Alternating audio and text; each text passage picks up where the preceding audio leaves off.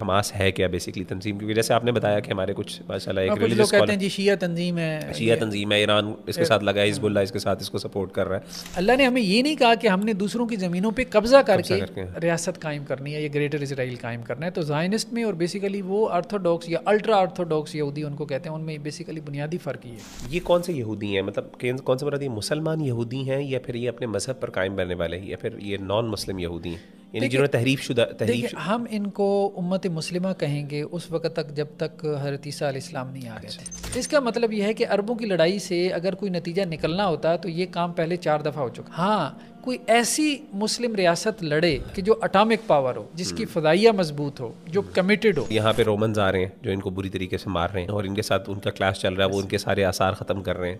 آج کل کے دور میں یہی کرسچنز اور یہودی آپس میں اکٹھے ہو رہے ہیں مسلمانوں کے خلاف. پوری عیسائی دنیا کا یہ عقیدہ ہے کہ حضرت عیسیٰ علیہ السلام ریٹرن آف جیزس وہ ان کے یہاں بھی ہے، جیسے ہمارے یہاں ہے کہ حضرت مسیح علیہ السلام دوبارہ آئیں. تو جیسے ہی ہم بیت المقدس کے اوپر قبضہ کریں گے تو حضرت عیسیٰ علیہ السلام نازل ہو جائیں گے. جیسے یاسر عرفات ہو گیا عراق کے ساتھ، اور یہاں سے حماس ہو گئے چونکہ وہ جہاد کا نام لے رہے تھے، اسلام کے لا رہے تھے، تو ان کی قربت ہو گئی ایران کے ساتھ، کیونکہ ایران کا بھی بنیادی نعرہ یہ تھا کہ اسلامی ریاست قائم.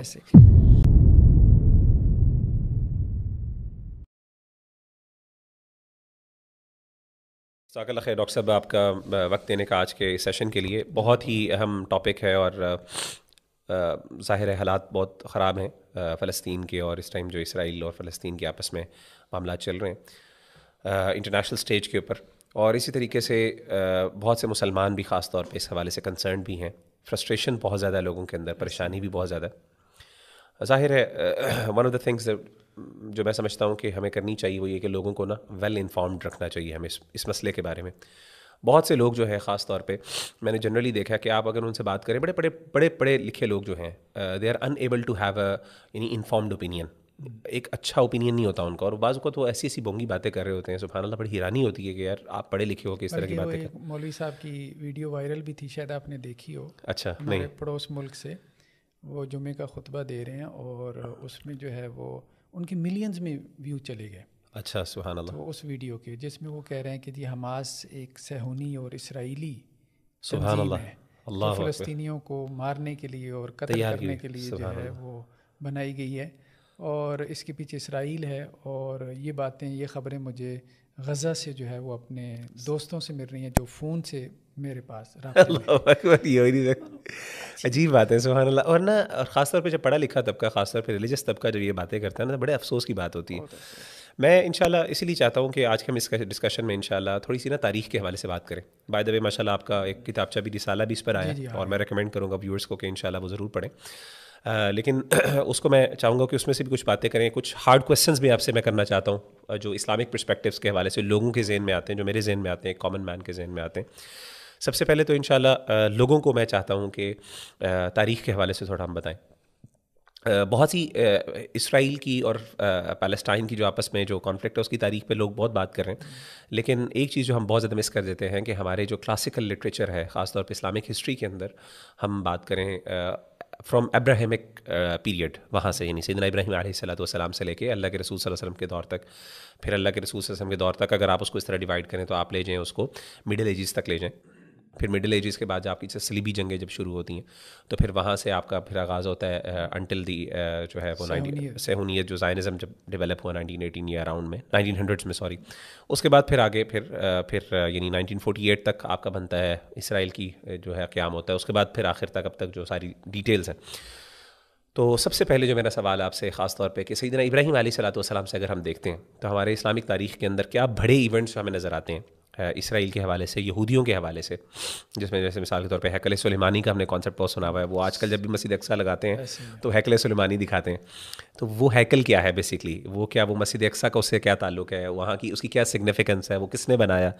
تو اس طرح کی چیزیں میں چاہتا ہوں کہ ذرا اسلامک پرسپیکٹیو سے اور جو اتھینٹک ہمارے سامنے جو ہسٹورینس نے بات کی ہے، جو جس پر ہم اعتماد کر سکتے ہیں انشاءاللہ، وہ آپ ذکر کریں. جزاک اللہ خیر. بسم اللہ الرحمن الرحیم. دیکھیں یہ بہت اہم چیز ہے، یہ صرف ہسٹری نہیں ہے. جیوز یا ہمارے ہاں مسلمانوں میں بھی کچھ ایک طبقہ پیدا ہو گیا یہودیوں کی جو حمایت کرتا ہے اس معاملے میں، وہ اس تاریخ سے اسٹیبلش کرتے ہیں ایک ریلیجس نیریٹو، ٹھیک ہے، کہ اس علاقے کے اوپر یہود کا حق ہے. مطلب یہ محض تاریخ نہیں ہے. مطلب یہ ایک آرگومنٹ بھی ہے کہ جی یہ علاقہ کس کو ملنا چاہیے. تو ہم اس پرسپیکٹو میں ذرا اس کو دیکھیں. تو حضرت ابراہیم علیہ السلام کے 2 بیٹے تھے. حضرت اسحاق کو انہوں نے فلسطین میں آباد کیا, حضرت اسماعیل کو یہاں مکہ میں آباد کیا.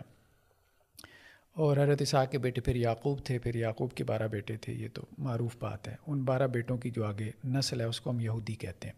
تو بیسیکلی یہودی جو ہے وہ نسلی یہودی ہوتا ہے, مطلب جس کی ماں یہودن ہو. ایسے باقی کنورٹڈ یہودی کو وہ 2 نمبر یہودی سمجھتے ہیں, وہ ان کے یہاں یہودی نہیں ہے. اس لیے کہا جاتا ہے یہودی تبلیغی مذہب نہیں, مذہب نہیں, نسلی مذہب, نسلی مذہب ہے. اپنے آپ کو یہ سید زادے کہتے ہیں, اور اس لحاظ سے کہ یہ انبیاء کی نسل میں سے ہیں, تو انہیں اس کا فخر بھی ہے. قرآن نے بھی کہا نحن ابناء اللہ و احباؤ, یہ کہتے تھے کہ ہم اللہ کے بیٹے ہیں اور اللہ کے پسندیدہ, اللہ کے پسندیدہ ہیں. بیٹے اسی معنی میں کہ نبیوں کی اولاد. تو ہمارے یہاں بھی سید زیادہ ہونے کی وجہ سے کچھ لوگوں میں فخر پیدا ہوا. اصل چیز تو اعمال اور کرتوت ہیں, اگر وہ اچھے ہیں تو آخرت میں کام آئیں گے, سیدھی سی بات ہے.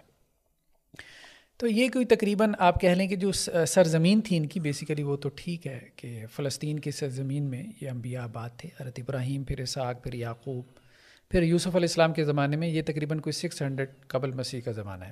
اچھا سوری, میں یہاں پہ آپ کی یہاں پہ میں کٹ کر رہا ہوں آپ کو. یہ آپ نے فلسطین کا لفظ استعمال کیا. میں چاہتا ہوں عام طور پہ یہ ایک فلسطین, یہ وہ علاقہ جو آج کل کا فلسطین ہے, یہ وہی فلسطین ہے, کوئی فرق ہے یہ؟ کیونکہ ہمیں نظر آتا ہے تاریخ میں تھوڑی سی ڈفرینس نظر آتا ہے اللہ کے رسول کے دور میں, اس سے پہلے تھوڑا. یہ جو فلسطین کا نام ہم بولتے ہیں یہ تو کوئی پہلی دوسری صدی عیسوی میں پڑا. اچھا, اس سے پہلے یہ علاقہ یروشلم کہلاتا تھا. صحیح ہے. یروشلم کا ایریا زیادہ نہیں تھا, یعنی یروشلم سٹی جسے کہتے تھے نا, جو یہ جہاں پہ یہ سارے مقدس مقامات ہیں. قدیم ترین جو یروشلم اس وقت ہمارے پاس ہے وہ سلیمان القانونی اس کو کہتے ہیں, یہ جو آٹومن امپائر کے بڑے تھے سلاطین میں سے. ان کی جو بنیادیں ہیں وہ 4 دیواری ہے احاطہ اس وقت قدیم یروشلم شہر کا. وہ تقریباً کوئی 1 مربع کلومیٹر کے اوپر ہے, بس 1 اسکوائر کلومیٹر. اسی کے اندر وہ حرم شریف بھی پھر ہے. ٹھیک ہے. حرم شریف اس کے اندر جو ہے, جس کے اندر مسجد اقصیٰ ہے اور ویلنگ وال ہے, یہ دیوار گریہ یہودیوں کی, یا اس کے علاوہ قبۃ الصخرہ ہے. تو وہ تقریباً کوئی 300 کنال ہے. ایک یروشلم سٹی کی حدود ہے, ہاں, اور ایک اس کے اندر حرم شریف کی حدود. ٹھیک ہے, ٹھیک ہے. تو مطلب اس وقت تو ٹھیک ہے. باقی آپ کہہ لیں کہ جی ادھر ادھر لوگ آباد ہوں گے, لیکن قدیم شہر یہی تھا. ٹھیک ہے, اتنا ہی تھا.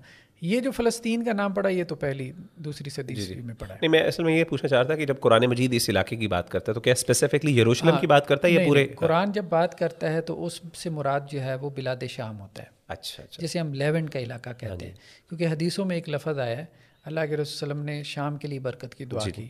آپ صلی اللہ علیہ وسلم فرمایا کہ جب قرب قیامت یعنی قیامت قریب ہوگی تو ایمان جو ہے وہ شام کی سرزمین میں ہوگا. بالکل ایسے. اس طرح سے اور بھی حدیثیں آتی ہیں. ایک سنن ترمذی کی صحیح روایت ہے کہ رحمان کے فرشتوں نے شام کے اوپر پر پھیلا رکھے ہیں, تو وہاں فلسطین کا لفظ ذکر نہیں, شام کا لفظ ہے. اور قرآن مجید میں ارض مقدس ہے, الارض التی بارکنا فیہا, بارکنا حولہ, یہ بھی ہے کہ اس کے ارد گرد ہم نے. اب وہ جو حول ہے وہ مطلب کتنا ہے, ٹھیک ہے, مسجد اقصیٰ کے ارد گرد کا وہ علاقہ, تو وہ شام کا علاقہ, وہ احادیث سے متعین ہوا. تو شام کا یا دی لیونٹ کا جو علاقہ ہے, اس میں موجودہ فلسطین اور اسرائیل, لبنان, جارڈن اور ترکی کا کچھ علاقہ, سیریا بھی آ جاتا ہے, ترکی کا بھی, اور اسی طرح سے آپ کہہ لیں کہ جی عراق کا بھی کچھ حصہ اس میں آ جاتا ہے. تو یہ کافی وسیع علاقہ ہے جو بیسیکلی جسے ہم ارض فلسطین کہہ سکتے ہیں. تو یہاں سے ہی جو ہے وہ یہ گئے تھے حضرت یوسف علیہ السلام کے زمانے میں مصر میں, ایجپٹ میں. پھر یہاں پہ ان کو اسیر اور غلام بنا لیا گیا. جو مقامی لوگ تھے, ایک ریولوشن آیا, انہوں نے قبضہ کر لیا, جنہیں ہم فرائنہ کہتے ہیں. تو اس کے بعد یہ اسیری کے اندر رہے. حضرت موسیٰ علیہ السلام کا زمانہ کوئی تقریباً بنتا ہے 1300 قبل مسیح. تو 1300 قبل مسیح میں رامسس دوم کے بارے میں کہا جاتا ہے کہ اس کے زمانے میں حضرت موسیٰ علیہ السلام تھے. اس کا جو بیٹا منفتح, وہ پھر حضرت موسیٰ علیہ السلام ان کو نکال کے یہاں لے کے آئے. مصر سے جو ان کی ہجرت ہوئی ہے, درمیان میں صحرائے سینا ہے, بالکل, جو اسے سینائے پیننسولا کہتے ہیں. تو اس سے گزر کے پھر یہ فلسطین میں آئے. وہ مائگریشن تھی ان کی. کتنی تعداد تھی, کہا جاتا ہے کچھ 6 لاکھ تھے, واللہ عالم, اللہ بہتر جانتا ہے. وہ جو قرآن مجید میں ذکر ہے کہ اس ارض میں داخل ہو, زمین میں, الارض التی ادخلوا الارض, لیکن انہوں نے داخل ہونے سے انکار کر دیا تھا. فاذهب انت وربك فقاتلا انها هنا قاعدون. یہ وہی ہے بیسیکلی, جب وہ یہ صحرا کے اندر جو ہے نا وہ ان کو بینش کر دیا گیا اور یہ وہیں پہ پھرتے رہے. پھرتے رہے 40 سال تک یہ بھٹکتے رہے. پھر اس کے بعد جو نئی نسل جو یہاں صحرا میں پلی بڑی تھی, انہوں نے جا کے پھر ارض فلسطین کو جو ہے وہ اچھا فتح کیا تھا. تو آپ یوں سمجھ لیں کہ کوئی 1200 قبل مسیح میں یہ فاتح بن کے پھر فلسطین میں داخل ہوئی. پھر 1000 قبل مسیح میں حضرت داؤد علیہ السلام کی حکومت قائم ہوئی. ٹھیک ہے. اور اس کے بعد حضرت سلیمان علیہ السلام ان کے وارث بنے. تو حضرت سلیمان علیہ السلام نے کوئی تقریباً آپ سمجھ لیں کہ کوئی 970 کے قریب میں آپ کہہ لیں 970 کے قریب میں انہوں نے یہ ہیکل بنوایا تھا. یہ تو اس کو سالومن ٹیمپل کہتے ہیں. بیسیکلی وہ ایک معبد تھا, عبادت گاہ تھی. ہماری حدیثوں میں اس کے لیے مسجد اقصیٰ کا لفظ آیا ہے. اللہ کے وسلم کی حدیث ہے کہ سب سے پہلی مسجد جو تعمیر ہوئی وہ مسجد حرام تھی, اور اس کے بعد دوسری جو ہے وہ 40 سال کے بعد جو ہے مسجد اقصیٰ تھی. لیکن اہم نقطہ یہ ہے کہ اسی حدیث میں یہ الفاظ ہیں کہ دونوں کے درمیان 40 سال کا فرق. تو جو تعمیر ہے نا مسجد حرام کی, وہ بھی پہلی مرتبہ حضرت ابراہیم نے نہیں کی تھی, حضرت آدم نے کی تھی. کیونکہ قرآن نے یہ بات کہی ہے کہ حضرت ابراہیم علیہ السلام جو ہے نا وَإِذْ يَرْفَعُ إِبْرَاهِيمُ الْقَوَاعِدَ, وہ بنیادیں اٹھا رہے تھے. سبحان اللہ, یعنی پہلے سے موجود تھی, بنیادیں پہلے موجود فاؤنڈیشنز موجود تھی. قبلہ کوئی 10 مرتبہ گر گیا, نشیبی علاقہ تھا, سیلاب کا پانی جمع ہو جاتا تھا, دیواریں گر جاتی تھی تو دوبارہ تعمیر ہوتا تھا. بلکہ آپ وسلم کے زمانے میں نبوت سے 5 سال پہلے تعمیر ہوئی تھی, وہ معروف واقعہ سیرت کا. تو حضرت ابراہیم علیہ السلام نے اسے حضرت آدم علیہ السلام کی بنیادوں پہ کھڑا کیا تھا. تو یہ مساجد نا شروع سے چلی آ رہی ہیں دونوں, آدم علیہ السلام کے زمانے میں. حضرت سلیمان علیہ السلام نے بھی اس مسجد کو ریوائیو کیا ہے. اچھا ٹھیک, مطلب وہ اس کے پہلے بانی نہیں ہے. صحیح, کیونکہ دونوں کے درمیان 40 سال کا فرق ہے. تو جس طرح حضرت ابراہیم علیہ السلام نے اس کو ریوائیو کیا تھا, تو حضرت سلیمان علیہ السلام نے مسجد اقصیٰ کو جو ہے وہ دوبارہ انہی بنیادوں کے اوپر کھڑا کیا تھا, جن بنیادوں پہ وہ حضرت آدم علیہ السلام کے زمانے سے چلی آ رہی تھی. اب ہوا کیا ہے کہ حضرت سلیمان علیہ السلام کے جانے کے بعد ان کی جو وہ تو بہت بڑی سلطنت تھی, قرآن نے بھی اس کا تذکرہ کیا کہ جنات کے اوپر اور اسی طرح ہواؤں کے اوپر ان کے لیے اللہ نے ان کو تسخیر کر رکھا تھا. اور پھر یہاں آتے ہیں کہ جی ملکہ سبا بہت بڑی سلطنت تھی. بالکل ایسے ہی, اس کا بھی قرآن, وہ بھی اسی علاقے میں تھی بات قرآن کے مطابق. سبا جو ہے وہ نیچے یمن میں تھی, سعودی عرب سے نیچے جب آپ آتے ہیں نا تو وہاں جنوب کی طرف. تو کہنے کا مقصد یہ ہے کہ وہاں تک وہ ملکہ سبا جو بڑی بڑی اس وقت کی سویلائزیشنز تھیں وہ تک مطیع اور فرما بردار ہو کے آ رہے تھے. تو گویا اس وقت سب سے بڑی تہذیب یہی یہودی تہذیب تھی. ہم تو اس کو اسلامی تہذیب کہتے ہیں, وہ اس کو یہودی تہذیب کہتے ہیں. ٹھیک ہے. تو سلیمان علیہ السلام کی بہت بڑی امپائر جب وہ گئے ہیں تو وہ یہ 2 حصوں میں تقسیم ہو گئی. ایک کا نام یہودیہ تھا, ایک کا نام سامریہ تھا. ہوتا ہے ہمارے ہاں جب بھی کوئی بڑا جو ہے وہ خلیفہ یا حکمران جاتا ہے تو بعد میں وہ جو حکومت ہوتی ہے, جو سلطنت ہوتی ہے, تقسیم ہو جاتی ہے. اچھا, یہودی جو ہے نا ایک الزام لگاتے ہیں اس تقسیم کا حضرت سلیمان علیہ السلام کے اوپر کہ جی ان کی زیادہ بیویاں تھیں, لیکن وہ کہتے ہیں ہاں وہ یہ کہتے ہیں کہ جی وہ فارنرز تھی نا, تو انہوں نے بڑھاپے میں سلیمان علیہ السلام کو بت پرستی پہ لگا دیا. یہ باقاعدہ بائبل میں لکھا ہوا ہے, مطلب یہ ان کے ہاں کوئی ایسی کوئی مطلب کسی نے کتاب میں نہیں لکھا, یہ کتاب مقدس میں انہوں نے تحریف جو کی ہے ان میں سے ایک یہ بھی ہے. تو سلاطین کے چیپٹر کے اندر اب وہ کہتے ہیں جی اس کی سزا کے طور پہ اللہ تعالیٰ نے ان کی سلطنت تقسیم کر دی. اچھا, سزا بھی بعد والوں کو ملی, حالانکہ تاریخ واضح طور پہ کہتی ہے کہ جی بیسیکلی تو ان کے اپنے کرتوتوں کی سزا تھی. اچھا, یہ سلطنتیں آپس میں لڑتی مرتی رہیں. تو بعد میں یہ ہوا کہ بیبلینز, یہ جو عراق کے اندر بابل کی تہذیب تھی, یہ لوگ پاورفل ہوئے, یہ اٹھے. تو نبوکدنضر نے آ کے جو ہے وہ ان کو کوئی 600 قبل مسیح کے قریب جو ہے یہاں یروشلم پہ حملہ کیا اور ان کی ساری تہذیب کو ملیا میٹ کر دیا. اور یہ حضرت سلیمان علیہ الصلوۃ والسلام کے بعد آپ نے کہا دو یہ حصوں میں بٹ گئے تھے, 2 حصوں میں بٹ گئے تھے, تو کمزور ہو گئے اور آپس میں لڑتے تھے. تو ایک تیسرا اللہ تعالیٰ نے ان کے اوپر مقرر کیا بادشاہ سزا کے طور پہ, اس نے آ کے ان کو مارا, بری طرح مارا. تو اور بری طرح سے مارا. وہ ہوتا بھی یہ تھا کہ پہلے آ کے وہ پہلے قبضہ کر لیتے تھے, یہ بعد میں بغاوتیں کرتے تھے, ان کو زیادہ غصہ آتا تھا تو وہ کہتے بالکل ہی مٹا دو اور ان کے مذہبی آثار مٹا دو, جن کی وجہ سے ان کو تھوڑی سی موٹیویشن ملتی ہے. تو اس نے آ کے ہیکل کو بالکل ملیا میٹ کر دیا, یعنی ایک اینٹ بھی نہیں چھوڑی. سبحان اللہ. ہاں, مطلب بعد میں دوبارہ اس کے اوپر نا یہ تعمیر نہ کر لیں. تو وہ پھر اپنے ساتھ غلام بھی بنا کے لے گیا.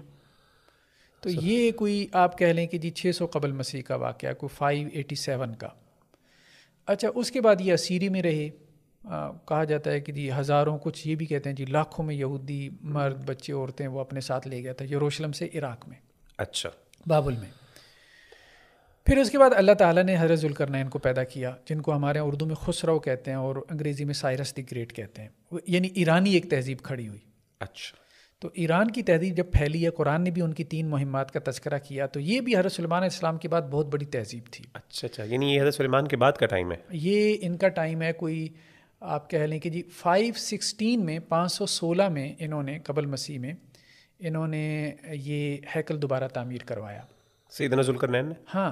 اچھا اچھا اچھا. تو انہوں نے جب وہ نکلے ایران سے تو وہ فتح کرتے گئے، عراق کو فتح کیا، یروشلم فتح کر لیا، اور وہ آتا ہے نا قرآن میں مشرق میں گئے، مغرب میں گئے. تو جب یہ عراق میں گئے تو وہ رحم دل بادشاہ تھے، تو انہوں نے جب بنی اسرائیل کی یہ حالت دیکھی تو انہوں نے ان کو آزاد کیا اور کہا کہ اپنے علاقے میں جا کے آباد رہو. انہوں نے کہا جی ہمارا ہیکل بھی تعمیر کر دیں، تو انہوں نے جا کے ان کا ہیکل بھی تعمیر کیا. یہ 516 میں ہوا. اچھا اچھا اچھا. اچھا، یہودیوں کی دلچسپی حضرت ذوالقرنین سے اسی وجہ سے تھی. وہ جو قرآن میں آتا ہے نا کہ انہوں نے سوال پوچھا تھا، یہ اصل میں ان کے محسن ہے کہ ان کو غلامی سے بھی نکالا اور ان کو جو ہے وہ دوبارہ ہیکل بھی تعمیر کر کے دیا. اور انہوں نے جو ہیکل تعمیر کیا تھا وہ حضرت سلیمان علیہ السلام کی بنیادوں پہ ہی تعمیر کیا حضرت ذوالقرنین نے.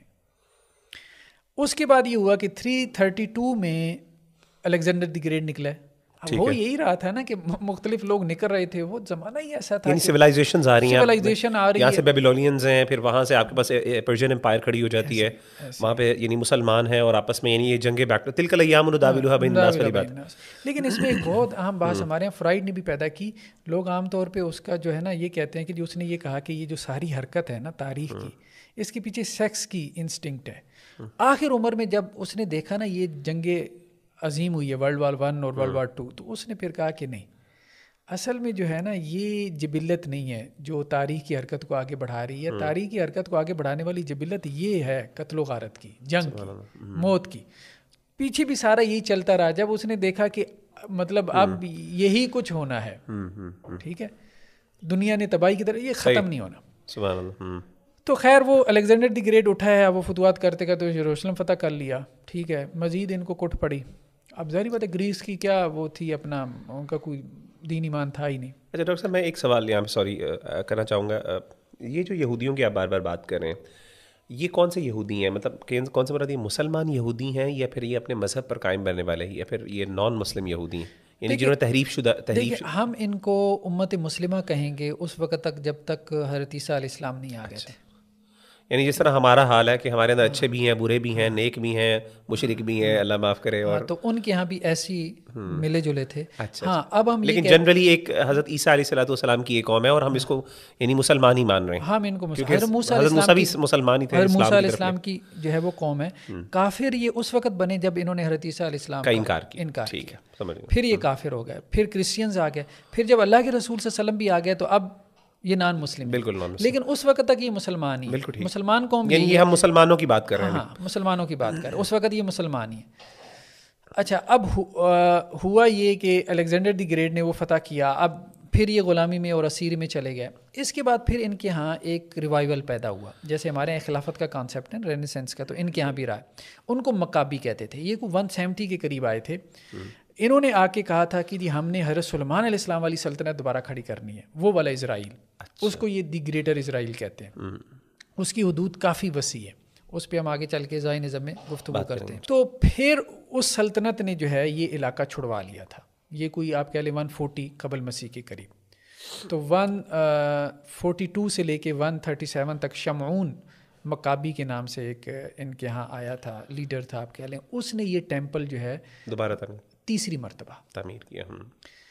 اب یہ سب سے پہلے سلیمان ہے علیہ السلام، پھر سیدنا ذوالقرنین اور تیسری دفعہ شمعون ہے. شمعون مکابی نے تعمیر کیا. اچھا، شمعون مکابی نے ایک اور کام کیا جو ہمارے ہاں عام لوگ اس کو رپورٹ نہیں کرتے، لیکن اس پہ ابھی آ کے اسرائیل کے اندر جیسے ان کے کچھ آرکیالوجسٹ ہیں جن کا وہ عبرانی یونیورسٹی کے بنیامین مازار ہے یا اور ہے، انہوں نے اس پہ بہت کام کیا اور اس کو اسرائیلی گورنمنٹ اون بھی کرتی ہے اس کام کو، اور اس نے بلکہ باقاعدہ وہ کھدائی کر کے چیزیں نکالی ہیں. اچھا، اس نے یہ بات کہی ہے کہ جی سالومن ٹیمپل جو اول تھا، پہلا تھا، اور جو دوسرا تھا، دونوں کی بنیادیں سیم تھیں. اچھا، اور یہ حرم شریف کے اندر نہیں تھا.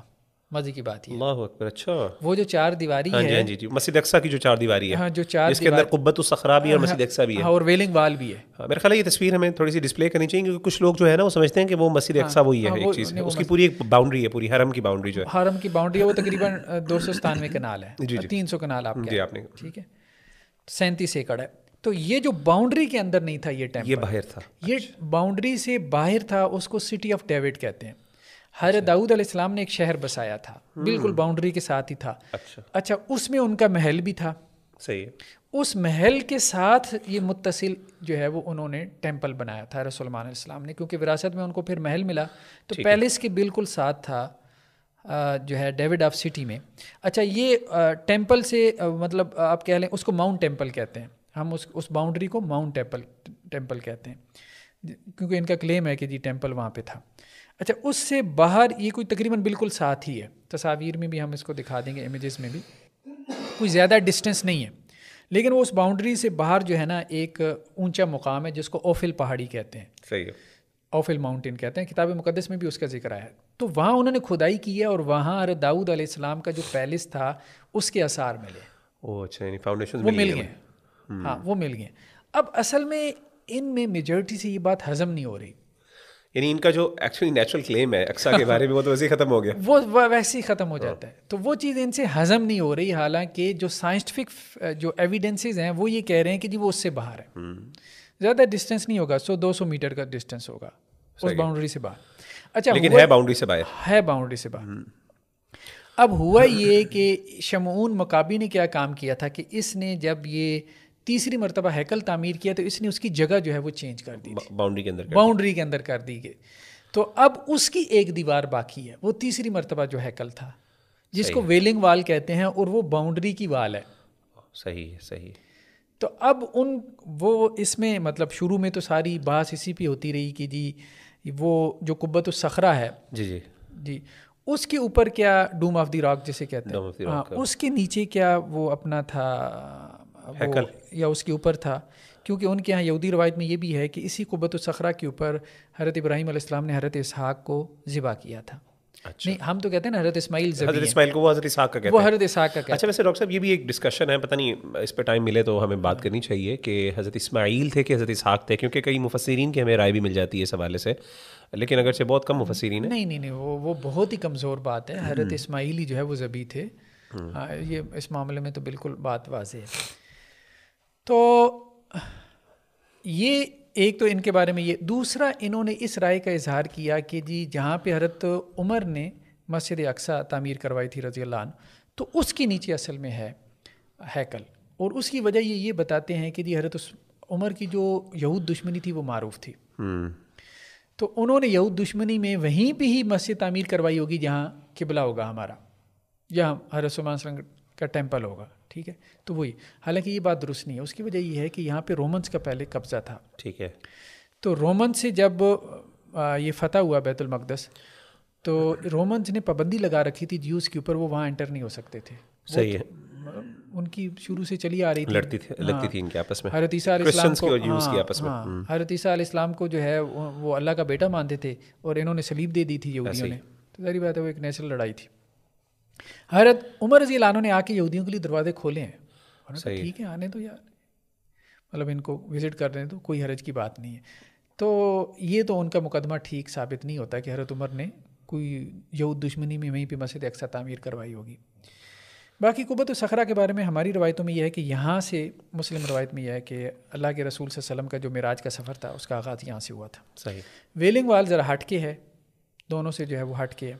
اور یہ وہی شمون جو تھا اس نے شمون مقابی کا جو تیسرا ٹیمپل تھا اس کی ایک دیوار باقی ہے. یہاں جا کے یہ لوگ روتے ہیں اور اپنی پرچیاں بھی رکھ کے آتے ہیں جیسے اللہ سے جو ان کی دعائیں ہوتی ہیں، تو رات وغیرہ کی بھی تلاوت کرتے ہیں.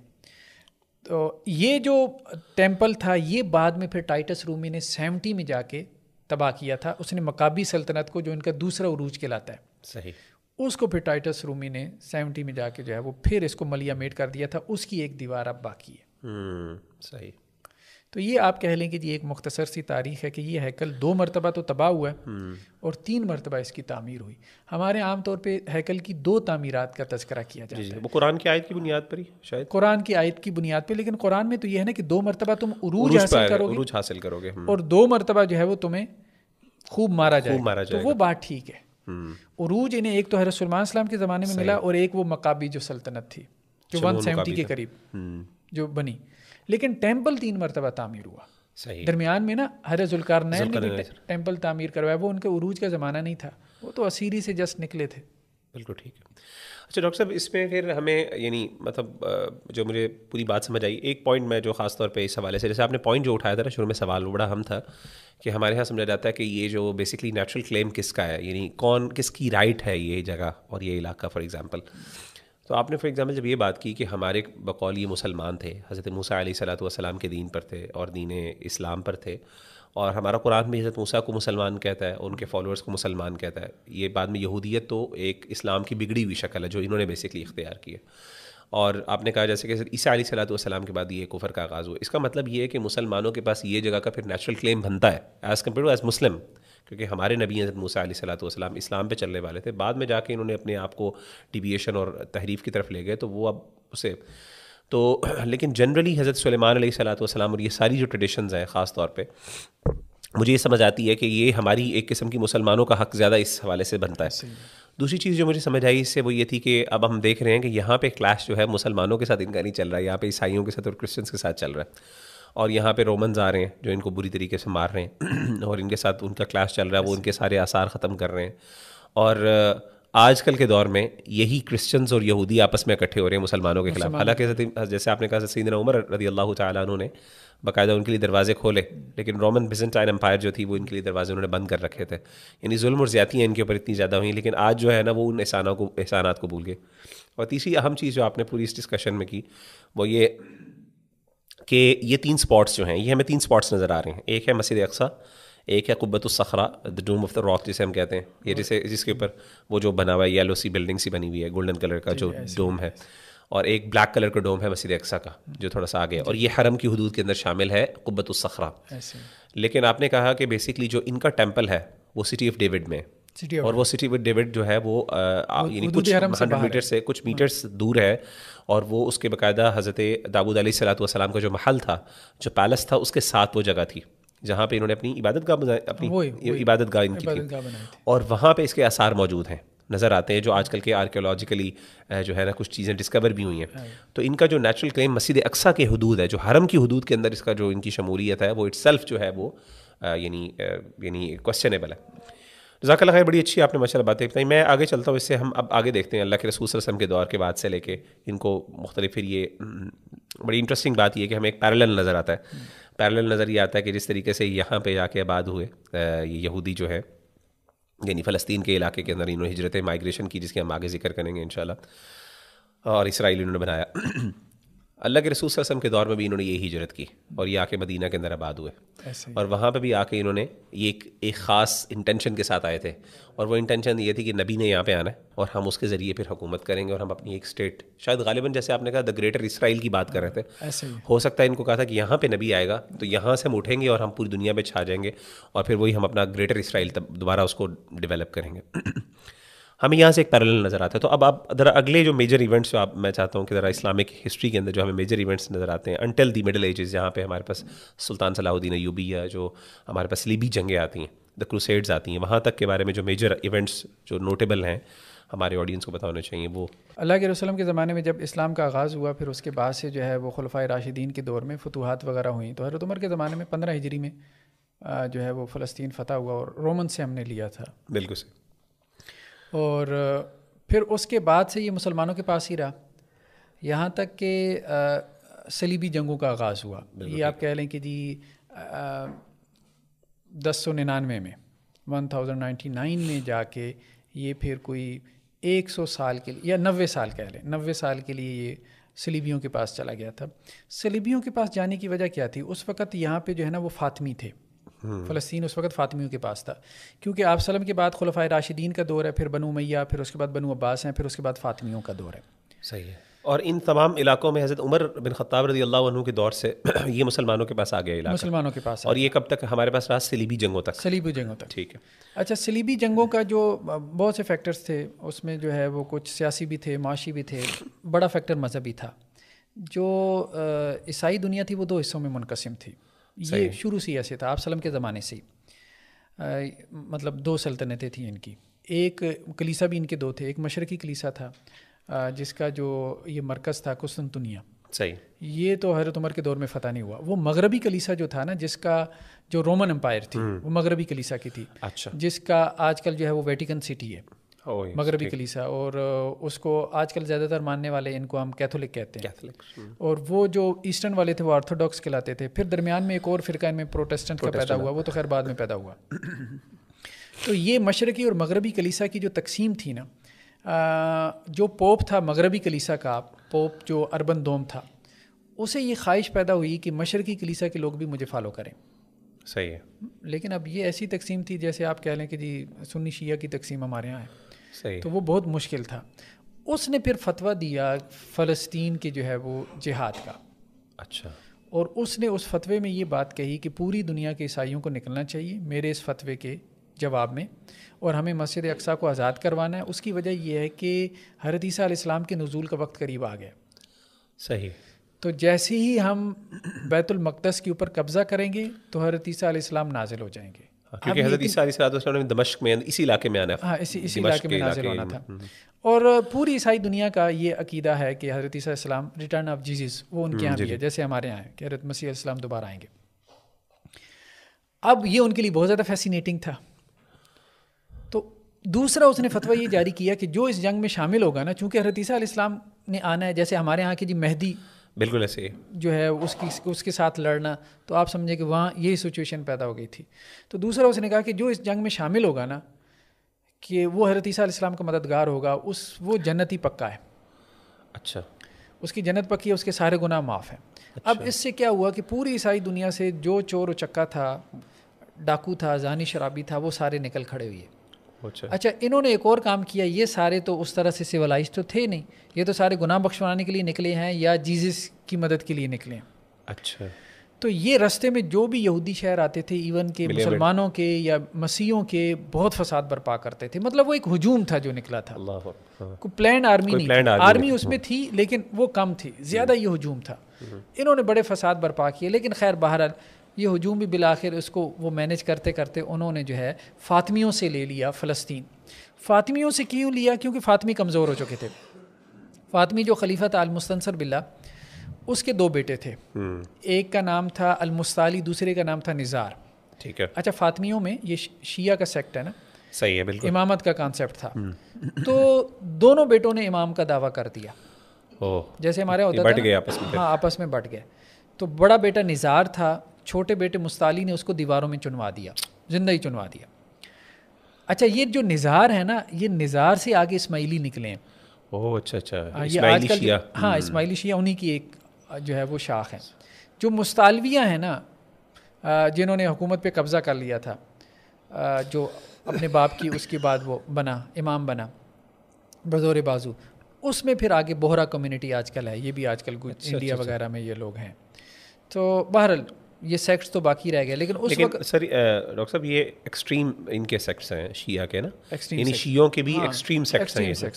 شیعوں کی مین سٹریم ان کو نہیں فالو. یہ آپس میں چونکہ امامت کے لیے لڑ رہے تھے تو کمزور پڑ گئے نا. صحیح ہے. تو اس لیے صلیبیوں کے ہاتھ میں وہ چلا گیا. بلکہ آتا ہے کہ جی ان کا جو گورنر تھا نا وہاں فلسطین کا، افتخار الدولہ، اس نے صلیبیوں سے یہ کہا کہ جی مجھے نکلنے کا راستہ دے دو خاندان سمیت، شہر میں آپ کے حوالے کرتا ہوں. جب صلیبیوں نے محاصرہ کیا نا تو وہ ان کے حوالے کر کے نکل گیا. مطلب اپنی جان اس نے بچائی، ریزسٹنس اس نے کوئی خاص شو نہیں کی، اور ان کے ہاتھ میں، اور انہوں نے پھر خوب قتل و غارت کی. یہودیوں کا بھی قتل عام کیا مسیحیوں نے، کروسیڈز نے، اور مسلمانوں کا بھی. اور کہا جاتا ہے کہ جی ہزاروں بلکہ لاکھوں میں قتل عام تھا. صحیح. پھر صلاح الدین ایوبی کو اللہ تعالیٰ نے کھڑا کیا، اور تقریباً 90 برس کے بعد انہوں نے یہ پھر سے بیت المقدس جو ہے وہ لے لیا، صلیبیوں سے، کروسیڈ سے لے لیا، جنگیں کر کے. پھر اس کے بعد سے یہ پھر ہمارے پاس رہا ہے. ڈاکٹر صاحب اس میں بڑے اچھا آپ نے بتایا، یعنی صلیبی جنگوں تک آپ نے یہ بتایا کہ اب کرسچنز جو ہیں وہ ایک ڈومینیٹ کر رہے ہیں. ٹھیک ہے نا. اور ابھی تک جو ہمیں یعنی ایک دفعہ یعنی یہودی شروع سے آغاز، یعنی یہودیت یعنی حضرت موسیٰ علیہ السلام کے جو فالوورس تھے، اس کے بعد ہمارے پاس آئے ہیں مسلمانوں کے حوالے رہے. پھر اس کے بعد اب پھر ایک دم جو ہے نا اب کرسچنس کے پاس آ گیا یہ علاقہ. 90 سال کے لیے، 90 سال کے لیے. لیکن اس سے پہلے بھی کرسچنس کے پاس تھا. کرسچنس کے پاس تھا. جی بالکل ٹھیک. 70 عیسوی میں ٹائٹس رومی نے جب حملہ کیا تھا تو حضرت عیسیٰ علیہ السلام، لیکن مسلمانوں نے پھر ان کو لے لیا. ہاں، مسلمانوں نے کرسچن سے لیا. یعنی کہنے کا مطلب ہے کرسچنس تو بحث کریں گے جی ہمارا علاقہ ہے، یہودی کہاں سے درمیان میں آ گئے. یہودیوں سے تو کرسچنز نے لے لیا تھا نا, ہم نے تو کرسچن سے لیا ہے. اچھا, ہم نے تو کرسچن سے لیا, ان کو تو شکوہ ان سے ہونا چاہیے, ہم سے تو شکوہ نہیں ہونا چاہیے. ہم نے تو ان سے نہیں چھینا نا کہ جو ہم ان کو واپس کریں. ہمیں اگر واپس کرنا بنتا بھی ہے تو کرسچنز کو واپس کرنا بنتا ہے. صحیح کہہ رہے ہیں. ٹھیک ہے.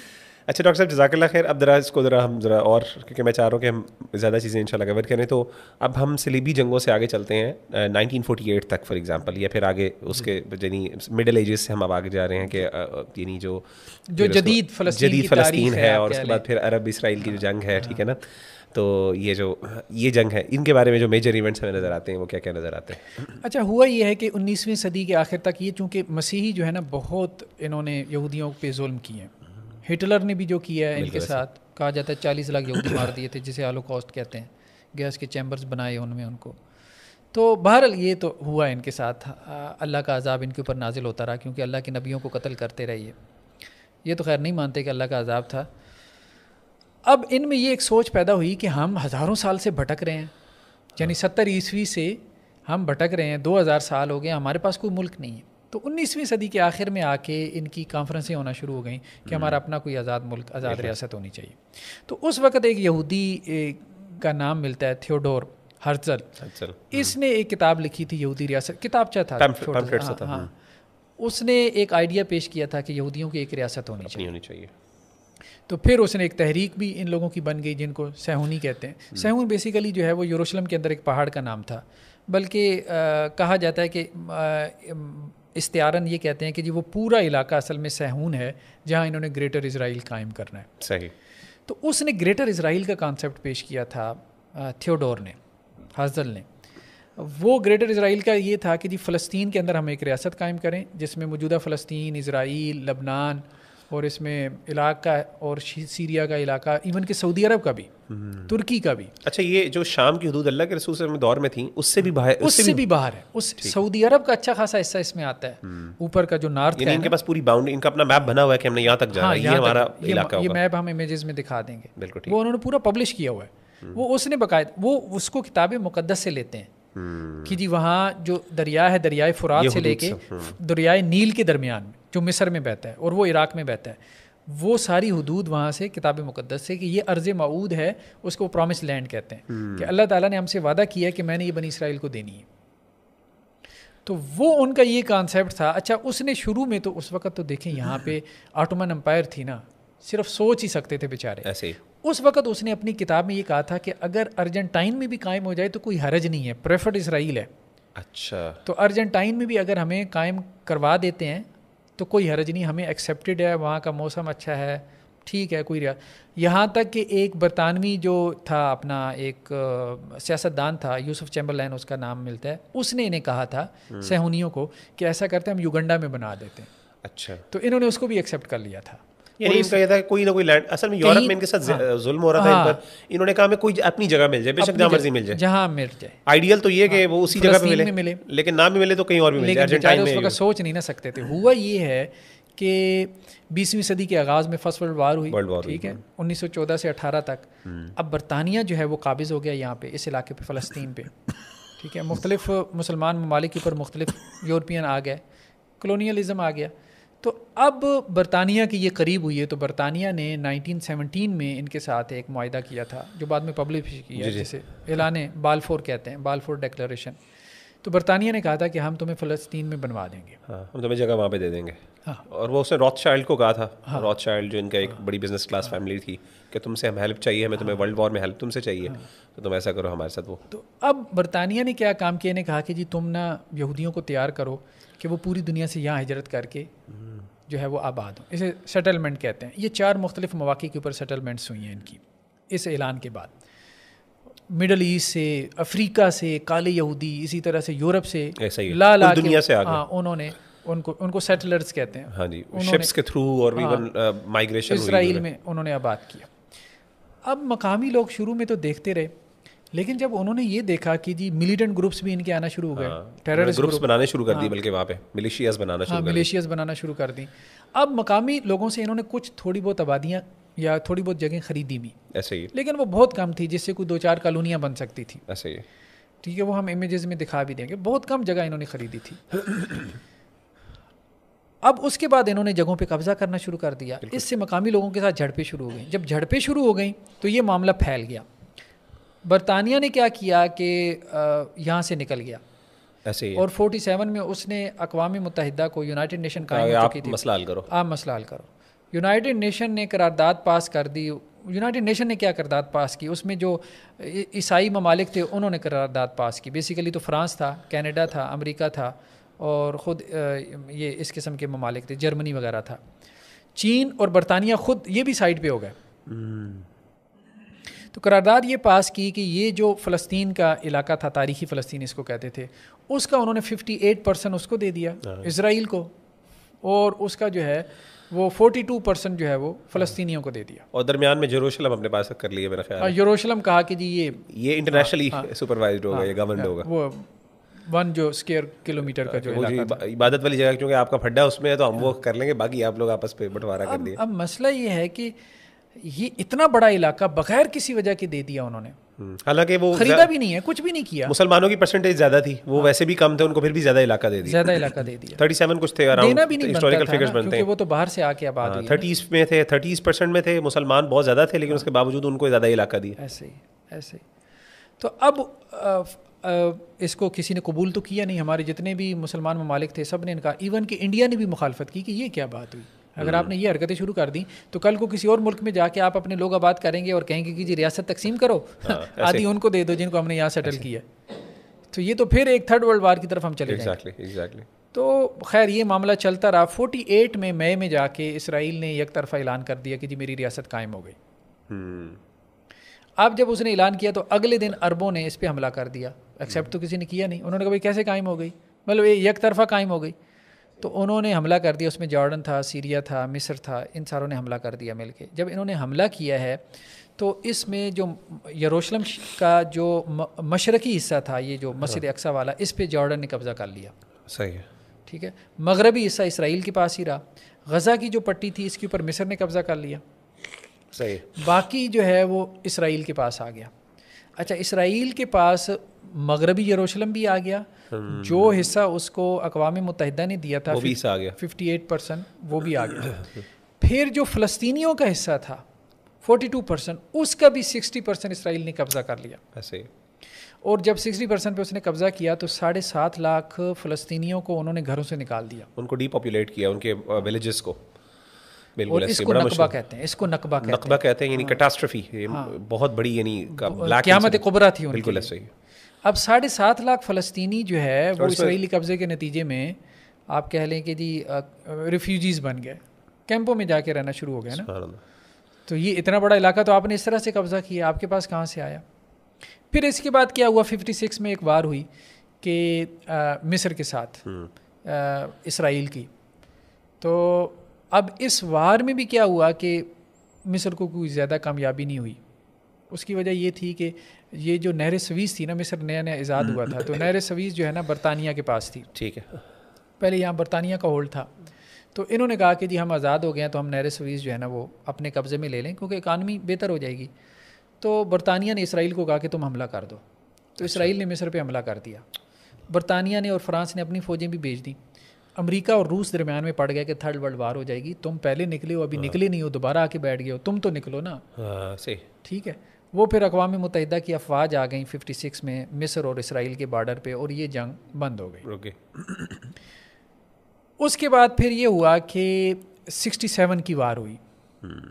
67 کی وار میں یہ ہوا کہ مصر نے جو ہے نا دھمکیاں دینا, آپ کہہ لیں تھریٹس دینا شروع کر دی اسرائیل کو کہ جی ہماری نہر سویز جو ہے نا وہ بند پڑی ہے اور اس کے اوپر ہماری اکانومی ہے. اور وہ چونکہ 56 کی وار ہوئی تھی, اس کے نتیجے میں اس کے ایک حصے پہ اسرائیل نے قبضہ کر لیا تھا تاکہ یہ پاورفل نہ ہو جائے نا مصری جو ہے. اب 67 میں مصر نے تھریٹ کرنا شروع کر دیا کہ جی اقوام متحدہ کی افواج کو واپس جانا چاہیے, یہ نہر سویز کھلنی چاہیے, ہماری اکانومی بہتر ہو. اسرائیل نے اس سے انسیکیور ہو کے حملہ کر دیا مصر کے اوپر. صحیح. 67 کی وار میں. اب اس میں اور بھی عرب ممالک کود پڑے, حالانکہ اس میں جارڈن تھا, سیریا تھا, اور بھی عرب ممالک تھے, عراق تھا, بعد میں پاکستان کے بھی پائلٹس گئے تھے لڑنے کے لیے. لیکن اس کے باوجود اسرائیل کا پلڑا بھاری رہا, اور اسرائیل نے جو ہے وہ غزہ کی پٹی بھی لے لی. ٹھیک ہے. اور سرائے سینا کے اوپر بھی قبضہ کر لیا. مصر کے, اور ادھر سے شام کی گولان کی پہاڑیاں, گولان ہائٹس ان کو کہتے ہیں, وہ ذرا اونچا مقام ہے نا, اس سے آپ پورے شام کے اوپر نظر رکھ سکتے ہو. اگر شام کے قبضے میں آ جائے تو وہ پورے اسرائیل پہ نظر رکھ سکتا ہے, وہ بھی انہوں نے قبضے میں لے لی. جارڈن سے مشرقی یروشلم بھی لے لیا, پورا فلسطین ان کے قبضے میں آ گیا, بلکہ مصر کا کچھ حصہ اور اسی طرح سے شام کا کچھ حصہ بھی انہوں نے اپنے قبضے میں لے لیا. تو 67 کی وار کا یہ نتیجہ نکلا. مصریوں کی شکست کی وجہ یہ بیان کی جاتی ہے کہ اصل میں جمال عبد الناصر جو تھا نا, اس نے فوج بھیجی ہوئی تھی یمن میں 70,000 مصری.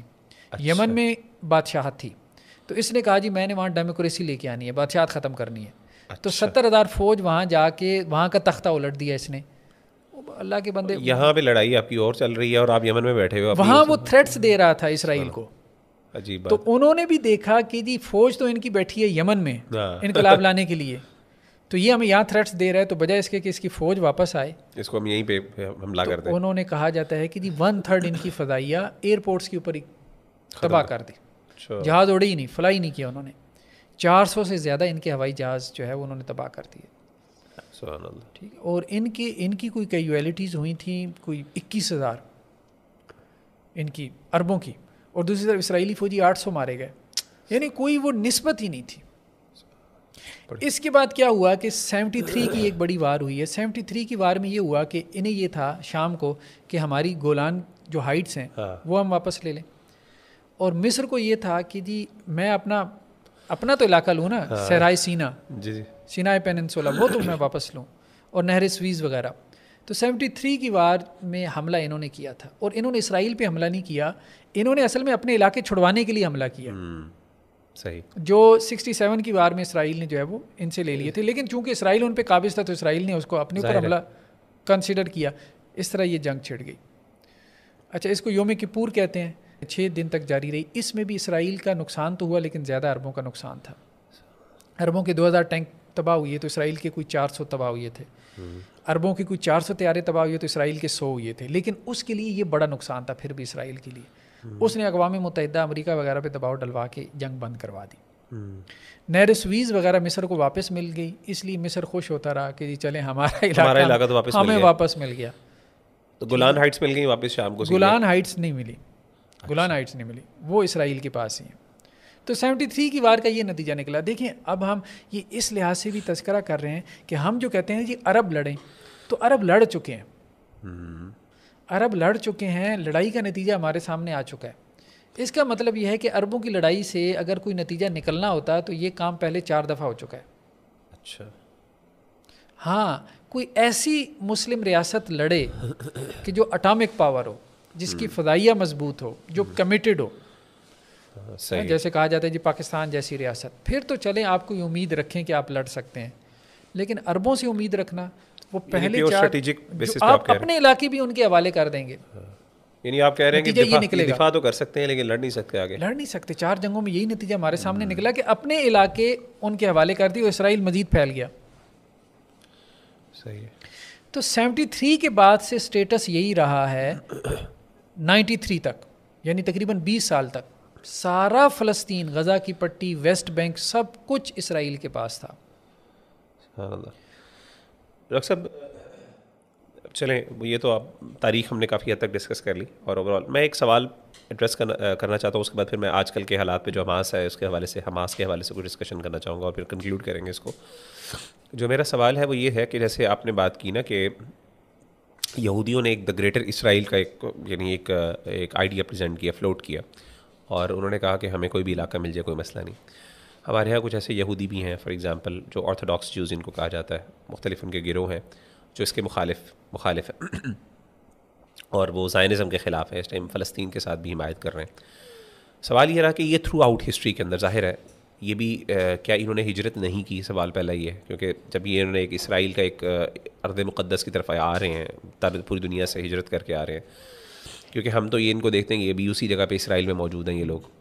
فار ایگزامپل اگر آ رہے ہیں تو صرف ایک نیشنل کسی علاقے میں جسے بندہ ہجرت کر کے جاتا ہے اسی کے لیے جا رہے ہیں, یا پھر وہاں پہ ایک اسٹیٹ قائم کرنے کے لیے آ رہے ہیں, یا پھر دوسری بات ہم یہ کہہ سکتے ہیں کہ تھرو آؤٹ ہسٹری ان کا کیا رول رہا. ابھی تو ہمیں نظر آتا ہے کہ یہ ان کے مخالف ہیں صہیونیوں کے, زائنسٹ کے, جو بیسکلی اسرائیل کو یعنی ایک لینڈ سمجھتے ہیں کہ یہ پرومس ہمیں یہاں پہ اپنی ایک علاقہ قائم کرنا ہے. ان کا یعنی رول ہمیں کیسے نظر آتا ہے تاریخ کے اس کانٹیکس میں؟ دیکھیں نا، ہم یوں کہہ سکتے ہیں کہ یہودی بیسیکلی دو طرح کے ہیں. ایک سیکولر ہیں، انہیں اشکنازی یہودی کہتے ہیں. ان کا بیک گراؤنڈ جرمنی اور جو ہے مشرقی یورپ وغیرہ کا ہے. بیسیکلی صہیونی یہی ہیں، زائنس یہی ہیں جنہوں نے اسرائیل کی ریاست بنائی، یا یہی ہیں جو کہ گریٹر اسرائیل بنانا چاہتے ہیں. دوسرے جو آرتھوڈاکس ہیں جن میں حریدی یہودی آ جاتے ہیں. یہ جو یہودی ہے نا، یہ زیادہ پریکٹسنگ ہے، مطلب انہوں نے ہیٹ پہنا ہوگا، لمبی داڑھی چھوڑی ہوگی. ان کے یہاں شیو کا کانسیپٹ ہی نہیں ہے. ان کی عورتیں وغیرہ سکارف کرتی ہیں، ایون کہ مخلوط معاشرت کے وہ قائل نہیں ہیں، انٹرنیٹ چلانے کے قائل نہیں ہیں، ٹیلی ویژن فلم کے قائل نہیں ہیں. تو ہفتے والے دن جو ہے وہ خوب ڈٹ کے عبادت کرتے ہیں. بلکہ ان میں سے کئی ایسے ہیں جو ریڈیو نہیں سنتے، نیوز پیپر نہیں پڑھتے. ان کے یہاں ہارٹ لائنز ہیں، ان کے ذریعے سے ان کو وہ اس گیپ کو وہ پورا کرتے رہتے ہیں. ان کا اصل میں کلیم یہ تھا کہ ارض معود کا ذکر تو ہے، کتاب مقدس میں ہے، اور اللہ نے کہا ہے کہ میں نے تمہیں یہ لینڈ دینی ہے. لیکن اللہ نے ہمیں یہ کہا ہے کہ یہ تمہیں تمہارے نیک اعمال کے نتیجے میں، یعنی مشروط ہے نیک اعمال کے، یعنی اللہ تعالیٰ دیں گے نا، ہم نے قائم نہیں کرنی. ہم اللہ کو راضی کریں گے، اللہ تعالیٰ اس کے نتیجے میں ہمیں ارض معود دے گا. اللہ نے ہمیں یہ نہیں کہا کہ ہم نے دوسروں کی زمینوں پہ قبضہ کر کے یہ جو ہے نا ریاست قائم کرنی ہے، یہ گریٹر اسرائیل قائم کرنا ہے. تو زائنسٹ میں اور بیسیکلی وہ آرتھوڈاکس یا الٹرا آرتھوڈاکس یہودی ان کو کہتے ہیں، ان میں بیسیکلی بنیادی فرق یہ ہے. میری بھی ہماری ڈسکشن ہوئی تھی ایک یہودی کے ساتھ، ہمارا پروگرام بھی ہے اس کے اوپر، اس کے ساتھ آن لائن، یہ جو پچھلی دفعہ ایشو بنا خاص طور پہ فلسطین کے حوالے سے. تو اس نے بیسکلی یہی کہا تھا، اس نے کہا تھا کہ بیسکلی یہودی جو ہے ہمارے، یعنی وہ بھی اسی نظریے کا تھا حامل. تو اس نے کہا یہودی کا جو ہے نا ملک وہی ہے جہاں پہ وہ پیدا ہوا ہے. تو اگر فار ایگزامپل وہ امریکہ میں پیدا ہوا تو وہ امریکہ کا ہے، یعنی کوئی ایسا لینڈ، پرومس لینڈ جسے کہتے ہیں نا، اس کا ذکر تو موجود ہے، لیکن وہ تب ہمیں ملے گا جب ہم وہی جیسے آپ نے کہا کوئی نیک عمل کریں گے، یا پھر ہمارا مسیح آئے گا اور وہ ہمیں لے کے دے گا. تو جب وہ ایک خلافت، ان کی خلافت قائم کرے گا، تو ہم پھر تب ہمارے پاس ایک پرومس لینڈ ہوگا. اس سے پہلے ہم ہم اس بات کے وہ نہیں رکھ سکتے، ہمیں یہ جگہ نہیں، ہم اس کے مکلف نہیں ہیں، نہ ہمیں یہ لینا چاہیے، قبضہ کرنا چاہیے. ایسا ہی ہے. تو ڈاکٹر صاحب ابھی چلیں، یہ تو یعنی آپ کے کہنے کا مطلب یہ ہے کہ یہ، لیکن پھر ظاہر ہے کہ یہ اتنے انفلوئنشیل نہیں ہے، اتنے پاورفل نہیں ہے، اسی لیے اسرائیل میں تقریباً کوئی 9% ہیں یہ. یعنی فکری طور پہ ہو سکتا ہے کہ آپ ان کی اکیڈیمیا کے اندر یہ بحثیں موجود ہیں، لیکن عملی طور پہ جو سیکولر ہیں وہ ڈومینیٹ کر رہے ہیں، اسٹیٹ کو ڈومینیٹ کر رہے ہیں، اور پاور بھی وہی کر رہے ہیں، انٹرنیشنل پالیٹکس بھی وہی لڑ رہے ہیں، سارا کچھ کر رہے ہیں. اور ظاہر ہے اس میں ایک جنرلی ایک یہودیوں کو اپنا فائدہ نظر آتا ہے کہ جی یہاں پہ ہمارے اپنے بینیفٹس ہیں، یہاں پہ اپنا، تو اگرچہ آئیڈیولوجیکلی وہ چیز کرتی ہے، لیکن کہتے ہیں نا وہ جو فتویٰ چلتا نہیں ہے لیکن پیسہ چل جاتا ہے. وہ والی بات ہے کہ یہ پیسہ چل رہا ہے، یہاں پہ کام چل رہا ہے، تو وہ فتوے آپ دیتے رہیں گے تو وہ ان کے نزدیک کوئی آرتھوڈاکس جو بہت زیادہ ریلیجیس ہیں، کنزرویٹو ہیں، ظاہر ہے وہ تو بہت زیادہ اس سے انسپائرڈ ہوتے ہوں گے اور وہ ظاہر اس پر عمل کرنے کی کوشش بھی کرتے ہوں گے. ڈاکٹر صاحب یہ ابھی جو حماس کے جو آج کل حالات چل رہے ہیں، خاص طور پہ میں تو چاہتا ہوں تھوڑی حماس کے بارے میں آپ رائے دیں کہ حماس ہے کیا بیسکلی تنظیم، کیونکہ جیسے آپ نے بتایا کہ ہمارے کچھ ماشاء اللہ ایک ریلیجیس کہتے ہیں جی شیعہ تنظیم ہے، ایران اس کے ساتھ لگا ہے، حزب اللہ اس کے ساتھ اس کو سپورٹ کر رہا ہے، اور کچھ کہتے ہیں کہ جی یہ بیسکلی انہوں نے خود ایک شیڈو ایک تنظیم کھڑی کی ہوئی ہے، پتہ نہیں اپنے آپ کو اپنے کاز کو جسٹیفائی کرنے کے لیے، جس طریقے سے آئیسس کا کام ہوا کہ آئیسس کے بارے میں بھی یہی کہا جاتا ہے کہ جی یہ جو ہے یعنی CIA نے یہ کھڑی کی ہے. مطلب اگین یہ مختلف باتیں ہیں، کنٹروورسیز بھی ہیں اس حوالے سے. تو کیا اس کی حقیقت نظر آتی ہے ان کے کلیم کے بارے میں، اور ان کے ظاہر آپ نے اس کا علمی طور پہ بھی آپ نے ان کے آرگومنٹس پڑھے ہوں گے، یا ان کے علماء کے جو فتاوی جات ہیں، تو کیا سمجھ آتی ہے ان کی کیا رائے ہے، اور کیا ان کا بھی اس ٹائم پولیٹیکل رول کیا ہے، عملی طور پہ، دعوتی طور پہ، یا پھر پولیٹیکلی؟ دیکھیں فلسطین میں جو فلسطین کی آزادی کے لیے جو تحریکیں ہیں، اگر ہم ان کو سمرائز کریں تو پہلی تحریک جو ہے نا وہ 1959 میں یاسر عرفات نے بنائی تھی الفتح کے نام سے. پھر اس کے بعد 1964 میں ایک اتحاد بنا تھا، PLO اس کو کہتے ہیں، فلسطین کی آزادی کے لیے. یہ بہت سی لوکل تنظیموں کا اتحاد تھا. اس میں سب سے اوپر تو الفتح تھی. الفتح کے علاوہ جو ہے 2-3 تنظیمیں تھیں جو کہ کمیونسٹ بھی وہاں پہ ایکٹیو ہیں کافی، اس لیے رشیا وغیرہ کا کردار ہے وہاں پہ. تو یہ بائیں بازو کی جماعتیں ہیں، الفتح وغیرہ، یاسر عرفات کی، یا PLO وغیرہ کے تحت جو جماعتیں ہیں. ان کا مقصد اصل میں کیا ہے کہ آزاد عرب ریاست کا قیام. نیشنلسٹک ہیں یہ تھوڑی؟ ہاں نیشنلسٹ ہیں، قوم پرست ہیں. اب ہوا یہ ہے کہ جب یہ 73 کی وار میں پورا فلسطین ان کے پاس چلا گیا، اسرائیلیوں کے پاس، 20 سال تک یہ بیچارے وہ اپنا رلتے رہے. 87 میں پھر وہ پریشر بلٹ ہوا تو ایک تحریک شروع ہوئی جسے انتفاضہ کی تحریک کہتے ہیں، اپرائزنگ. پتھر مارتے تھے, سارا کچھ کرتے تھے. یہ 93 تک چلی ہے, 6 سال. اس سے اسرائیلیوں کو ہوا کہ جی ہم یہ سمجھتے تھے کہ 20 سال قبضہ کر لیا تو ریزسٹنس ختم ہو گئی, سب کچھ. ایسا نہیں ہے, پیس قائم نہیں ہوگا. اسرائیلیوں کو مسئلہ یہ ہوتا تھا کہ پوری دنیا سے وہ لے کے آتے تھے یہودی, یہاں بڑا امن ہے, سکون ہے. یہاں کہ جب فلسطینی اس قسم کے ریزسٹ کرتے تھے تو وہ کہتے تھے یار کہاں سکون ہے, سکون ہے ہی نہیں. ٹھیک ہے, یہاں ہمارے یہاں مظاہرے شروع ہو جائیں تو لوگ کیا کہیں گے, یار یورپ چلے جاؤ, امریکہ چلے جاؤ, جہاں سکون ہے. ٹھیک ہے, تو یہی ہے, وہاں وہ سیٹلرز جو ہے نا مطمئن نہیں ہوتے تھے ان کے. تو وہ اسرائیل کو یہ بڑا مسئلہ تھا کہ جب تک ہم گامے ہوتے رہیں گے نا تو یہودی آئے گا نہیں, اور جو آیا ہوا ہے نا وہ بھی واپس جائے گا. اور اگر یہودی نہیں آئے گا تو ہماری ریاست مضبوط نہیں ہوگی. ابھی بھی حماس نے جو چھیڑا ہے تو آپ نے دیکھا ایئرپورٹس بھر گئے تھے, بھاگنا شروع ہو گئے تھے سارے. تو یہ ان کو بہت بڑا چیلنج تھا. وہ یہ چاہتے تھے کہ پیس قائم ہو تاکہ یہودی آباد ہو یہاں پہ. اور مزے کی بات ہے سارے یہودی اکثر جو ہیں ان کے پاس ڈیول نیشنلٹی ہولڈرز ہیں, دو پاسپورٹس ہیں, اس لیے وہ بھاگ رہے ہیں سارے. اب یہ جو 6 سال رہی ہے 87 سے 93 تک, یہ جو فرسٹ اپرائزنگ تھی, انتفاضہ اول, اس کے نتیجے میں اسرائیل اس بات پہ آیا کہ جی معاہدہ کریں, پیس قائم, امن قائم کریں. تو اوسلو اکارڈ ہوا تھا 93 میں, پھر 95 میں دوبارہ ہوا. تو اس میں بل کلنٹن وغیرہ پڑا, ایک طرف سے اسرائیل تھا, دوسری طرف سے یاسر عرفات اس وقت زیادہ ایکٹیو تھے. یہ PLO ساری تنظیموں کے اتحاد کے یہ سربراہ تھے. تو انہوں نے کہا جی ہم آپ کو فلسطینی اتھارٹی مانتے ہیں, غزہ کی اسٹرپ ہم آپ کو دے دیتے ہیں, ٹھیک ہے, آپ کے پاس ہوگی, ابھی تو آپ کے پاس کچھ بھی نہیں ہے نا, وہ ہم آپ کو دے دیتے ہیں. اور دوسرا یہ ہے کہ یہ جو ویسٹ بینک تھا یہ ہم آپ کو دے دیتے ہیں, لیکن اس کا پورا حصہ نہیں. اچھا, ہاں تھوڑا سا حصہ وہ اس کو دینے کے, آپ 20% آپ سمجھ لیں کوئی دینے کو تیار تھے. تو 2 معاہدات میں, اوسلو اکارڈ 1 اور 2 میں جو ہے ان کو غزہ کی پٹی مل گئی, PLO کی جو فلسطینی اتھارٹی تھی.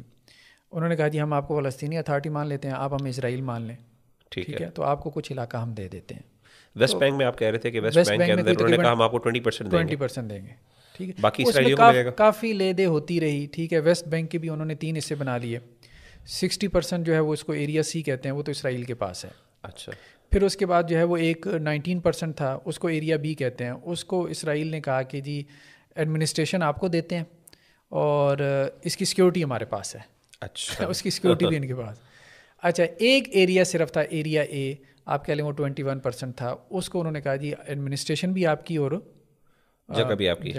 اب اس میں اب آپ دیکھیں کہ یہ ایریا A اور B یہ کوئی تقریباً 40% بنتا ہے, اور اس میں بھی آدھے کے اوپر سیکیورٹی ان کی ہے.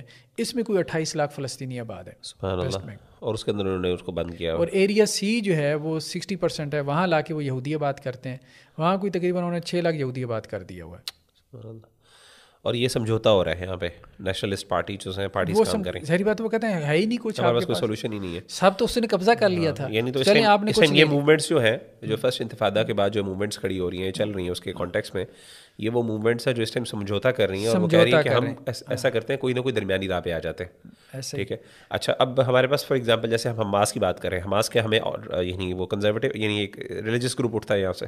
ہاں, حماس جو ہے نا وہ 87 میں اس کی بنیاد شیخ احمد یاسین نے ڈالی. یہ الاخوان المسلمون جو مصر کی تھی نا, اس کی ایک شاخ انہوں نے قائم کی تھی. ٹھیک ہے. تو 88 میں انہوں نے اپنا ایک دستور بھی بنایا, اس پہ ہم بعد میں گفتگو کرتے ہیں, جس میں انہوں نے اپنی فکر پیش کی. انہوں نے اصل میں کہا کہ جی مسئلے کا حل سیاسی نہیں ہے, مسئلے کا حل جہاد ہے. اللہ اکبر. اچھا, ٹھیک ہے, ان کا یہ سٹینڈ تھا.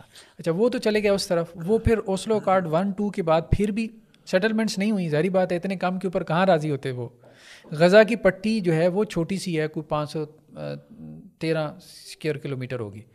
اس میں کوئی تقریباً 2 ملین سے زیادہ وہاں پہ تھے. مطلب آپ کہیں جیل میں جیسے کوئی بند کیا. بالکل ایسے ہی. ٹھیک ہے, 513 اسکوائر کلومیٹر کچھ بھی نہیں ہوتا. یعنی وہ آپ کہہ لیں 6 سے 12 کلومیٹر چوڑی ہے, 41 کلومیٹر لمبی ہے. 41 کلومیٹر لاہور سے چھوٹی جگہ ہے, اور اس میں کتنے بندے آپ نے گھسائے ہوئے ہیں. اوپن پریزن اسے کہا جاتا ہے. بالکل ایسے ہی یہ صورتحال تھی. اب ایک تو وہاں انہوں نے مصر کے بارڈر پہ ان کو پھینک دیا, اور دوسرا ویسٹ بینک میں ان کو وہ کر دیا. ٹھیک ہے, چھوٹا سا حصہ جو ہے وہ ان کو دے دیا ایک, اور ویسٹ بینک میں اپنے یہودی بڑھائے. اچھا, غزہ کی پٹی میں کوئی یہودی نہیں تھا, پہلے تھے لیکن اب نہیں ہے.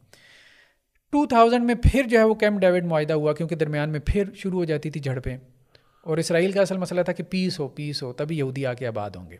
کیونکہ یہ جو ویسٹ بینک ہے نا, اس میں یہودی ہیں اور ساتھ میں فلسطینی بھی ہیں. اگرچہ انہوں نے جگہ جگہ چوکیاں بنا لیں, سارا کچھ, فلسطینی نہ داخل ہو, لیکن اس کے باوجود کوئی نہ کوئی مسائل کھڑے ہو جاتے تھے. تو اب 2000 میں بل کلنٹن درمیان میں پھر بڑا, پھر معاہدہ ہوا. اب اس میں یہ معاہدہ بھی جو ہے نا وہ بعد میں ختم ہو گیا. ختم اس پہ ہوا تھا کہ یاسر عرفات کہتے تھے کہ یار بات یہ ہے کہ ہم نے آپ کو کوئی فلسطین کا 80% دے دیا ہے ویسٹ بینک کا, یعنی باقی سارا تو آپ کے پاس ہی ہے, ویسٹ بینک کا بھی 80% آپ کو دے دیا ہے, 20% ہمارے پاس رہ گیا ہے, ٹھیک ہے, 23% رہ گیا. اس میں ہمارا صرف ایک ہے کہ یہ حرم شریف ہمیں دے دو, مسجد اقصیٰ کا یہ علاقہ ہمیں دے دو. اچھا اس کے اوپر بھی 67 کی وار کے بعد اسرائیل کا ہی قبضہ ہے. تو اب وہ کہتے تھے کہ جی یہ تو ہم نے دینا ہی نہیں ہے. تو یہ کہتے تھے کہ یار کم از کم ہم اپنی قوم کو تو منہ دکھانے کے قابل رہے کہ یار کچھ تو لیا ہے نا, تو سارا ہم نے فلسطین آپ کو دے دیا. وہ غزہ کی اسٹرپ تو ایک چھوٹی سی لمبی سی لائن ہے, ویسٹ بینک بھی سارا آپ کے پاس ہے, تو 20% ہم نے پورے تاریخی فلسطین میں سے دے رہے ہو, تو اس میں سے یہ ایک 300 کنال کا رقبہ ہمیں دے دو. تو اس پہ پھر وہ ڈیڈ لاک بن گیا. انہوں نے کہا جی ہم نے یہ نہیں دینا, بلکہ یہ ایریل جو ہے شمون تھا, اس نے جا کے وہاں بیان بھی دے دیا بیت المقدس میں جا کے کہ اس کی امید نہ رکھو. اس کے بعد سے پھر وہ انتفاضہ سیکنڈ انتفاضہ شروع ہوتا 2000 سے لے کے 2005 تک اپرائزنگ, اس میں بھی کافی زیادہ جھڑپیں وغیرہ ہوتی رہیں. پھر جو ہے وہ انریسٹ رہا, اس سے پھر وہ تنگ ہوئی ہے. پھر انہوں نے کیا کیا کہ جی 2005 میں وہ وہاں سے نکل گیا, غزہ کی پٹی سے نکل گیا. غزہ کی پٹی سے نکل گیا تو کم از کم یہ فلسطینیوں کو سکون آیا کہ یہاں کوئی اب اسرائیلی نہیں رہ گیا. وہاں کوئی سیٹلرز تھے ان کے کچھ 7000 کے قریب, وہ بھی نکل گئے غزہ کی پٹی سے. اب وہاں پہ صرف فلسطینی رہ گئے. وہاں پہ 2006 میں الیکشن ہوا, ایک طرف الفتح تھا, یہ پی ایل او کی تنظیمیں تھیں, دوسری طرف جو ہے وہ حماس تھا, تو حماس الیکشن جیت گیا. تو حماس نے وہاں حکومت بنا لی. الفتح والوں نے کیا کیا, انہوں نے کہا جی ہماری حکومت ہے, مطلب مخالفت کر دی, آپس میں لڑنا شروع ہو گیا, خود ساختہ حکومت کا اعلان کر دیا. اس سے حماس والوں کے پاس بھی ظاہری بات ہے اپنا القسام جو ہے وہ بریگیڈ تھا جو ملیٹنٹ گروپ تھا, تو انہوں نے ان کو یہاں وہاں سے نکال دیا. اب 2006 سے وہاں حماس کا کنٹرول ہے, کوئی یہودی نہیں ہے, ٹھیک ہے. تو لیکن ویسٹ بینک کے اندر جو ہے وہ پی ایل او کا کنٹرول ہے, اس کا جو 20% ہے. ایسے ہی. تو ڈاکٹر صاحب آپ نے جیسے کہا کہ اس کی ہم اس کے بات کرتے ہیں, ان کا جو اپنا حماس کا اپنا جو ایک کانسٹیٹیوشن ہے جو بھی ان کا ہے, میثاق ہے, نصاب, تو یہ وہ کیا ہے ایکچولی, اور وہ کیا کن بنیادوں پہ کھڑا ہے؟ وہی والی بات ہے, اگر ہم ریلیجس گروپ کی بات کر رہے ہیں, اور جیسے آپ نے کہا نا کہ بہت سے انفارچونیٹلی ہم دیکھتے ہیں کہ بہت سے ایسے تنظیمیں ہیں, یعنی مسلمانوں کے اندر بھی کئی ریلیجس گروپس ہیں جو حماس کے بہت مخالف ہیں اس ٹائم. جیسے آپ نے ایک تو اشارہ کیا غالباً شاید اخوان المسلمون کے ساتھ جو ان کا تعلق ہے شاید اس وجہ سے بھی ہے, یا پھر اور بھی کچھ ریزنز ہیں کیا ان کے کوئی کانسٹیٹیوشن کے اندر کچھ ایسی چیزیں ہیں جس کے اندر یہ مسائل ہیں؟ نہیں, وہ کانسٹیٹیوشن سارا میں نے پڑھا ہے, تقریباً 36 اس کے آرٹیکلز ہیں, عربی میں نیٹ پہ اویلیبل ہے. اس میں کوئی ایسی بات نہیں ہے, کوئی ایسی بات نہیں ہے. دیکھیں اس میں بہت سیدھی سی باتیں ہیں, وہ صرف اسرائیل کے حوالے سے, ٹھیک ہے, مطلب وہ کانسٹیٹیوشن سارا اینٹی زائنسٹ ہے بس. بالکل ٹھیک ہے. مطلب انہوں نے اپنا تعارف کیا کروایا, ایک مسلمان کے طور پہ کروایا جو اینٹی زائنسٹ ہے. مثال کے طور پر وہ کہتے ہیں جی جو ہے وہ اللہ ہمارا رب ہے, رسول ہمارے لیے اسوہ ہیں, قرآن ہمارا دستور ہے, جہاد ہمارا رستہ ہے, شہادت ہماری تمنا ہے, ٹھیک ہے. پھر انہوں نے کہا کہ جی جس علاقے کے اوپر قبضہ ہو جائے مسلمانوں کے, جس علاقے, اس کو چھڑانے کے لیے جہاد فرض عین ہے. پھر انہوں نے کہا کہ جی جو زائنسٹ جو ہیں صہیونیت کے خلاف جہاد نہیں کرتے وہ ملعون ہے ہمارے نزدیک. اچھا. پھر انہوں نے ایسی باتیں بھی کی ہوئی ہیں کہ جو دوسرے مسلمان فرقے ہیں نا, ہم ان کے بارے میں زبان کھولنا پسند نہیں کرتے, کیونکہ آپ وسلم نے کہا کہ جی مومن لان تان کرنے والا نہیں ہوتا. تو جو لوگ ہم سے اختلافات رکھتے ہیں ہم ان کو کچھ نہیں کہیں گے, ہم صرف ایک کام کریں گے, صرف اینٹی زائنسٹ ہیں ہم نے اپنے لوگوں سے نہیں لڑنا. اچھا, ان کی اس حوالے سے بڑی ہاں. پھر انہوں نے یہ بھی کیا 2017 میں جا کے انہوں نے کہا جی ہمارا مصر کی تنظیم کے ساتھ کوئی تعلق نہیں, مگر اس وجہ سے ہمیں خراب نہ کرو. اب ہم ایک علیحدہ مستقل تنظیم ہے جو ایک تو یہ ہے کہ وہ نیشنلسٹ نہیں ہے, وہ یہ چاہتے ہیں کہ جی یہاں پہ ایک اسلامی ریاست کا قیام ہے, اور دوسرا ان کا جو اسٹریٹجی ہے وہ جہاد ہے. وہ کہتے ہیں کہ جی یہ نہیں. اچھا, ایران کے ساتھ ان کا جو تعلق ہے نا جو لوگوں کو کھٹکتا ہے, اس کی وجہ کیا ہے؟ حزب اللہ کے ساتھ بھی ہے تھوڑا سا. ہاں, اس کی وجہ یہ ہے کہ جو یاسر عرفات تھے نا, انہوں نے ایران کے ریولوشن میں جو 79 کا تھا اس میں کافی ہیلپ کیا خمینی کو. جب وہاں پہ ریولوشن آ گیا, یاسر عرفات ایک وفد لے کے بھی گئے. اچھا, وہاں پہ خمینی نے یاسر عرفات کو کہا کہ یہ کیا ہے عرب قوم پرستی, صحیح ہے, تم نے شروع کر دی صدام کی طرح, ٹھیک ہے, تو اس سے نکلو, جس طرح ہم اسلامی انقلاب لے کے ہیں اس کی بات کرو.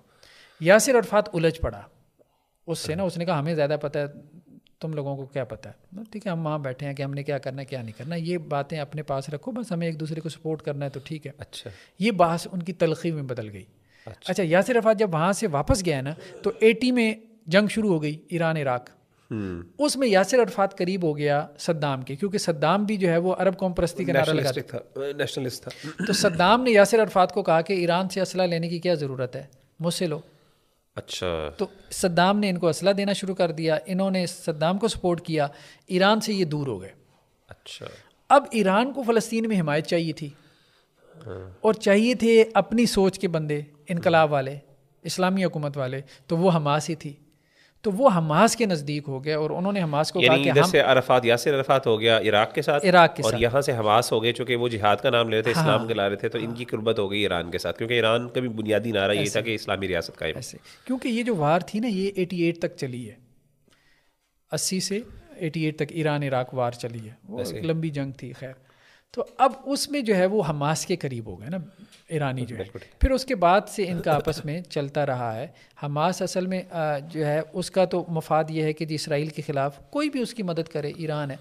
دوسرا یہ ہے کہ لبنان بھی جنگوں میں شریک رہا ہے اسرائیل کے ساتھ، تو اس لیے اس کی جو حزب اللہ ہے وہ بھی اسرائیل مخالف ہے، ٹھیک ہے، اور اس کی بھی اسرائیل کے ساتھ جنگیں ہوئی ہیں. تو یہ آپس میں بنیادی طور پہ اسرائیل کے خلاف جمع ہوتے ہیں. ایران ہو گیا، کیونکہ دیکھیں نا ایران اپنی ایکسپینشن چاہتا ہے، سیدھی سی بات ہے. اسرائیل کو یہ بات پتہ ہے کہ یہ جو شیعہ نقطہ نظر ہے نا، ان کے ہاں بھی جو مہدی کا کانسیپٹ ہے نا، گریٹر ایران انہوں نے بنانا ہے. صحیح ہے. گریٹر ایران میں دیکھیں نا وہ کہاں جا رہے ہیں. عراق میں شیعہ حکومت قائم ہو چکی، آلموسٹ ہو چکی ہے، سیریا میں بھی قائم ہو چکی ہے، یمن میں بھی شیعہ آ گئے ہیں، صحیح کہہ رہے ہیں، ٹھیک ہے، ایران میں پہلے سے ہے، ٹھیک ہے. تو عرب تو سوئے ہوئے ہیں جو سنی ہیں.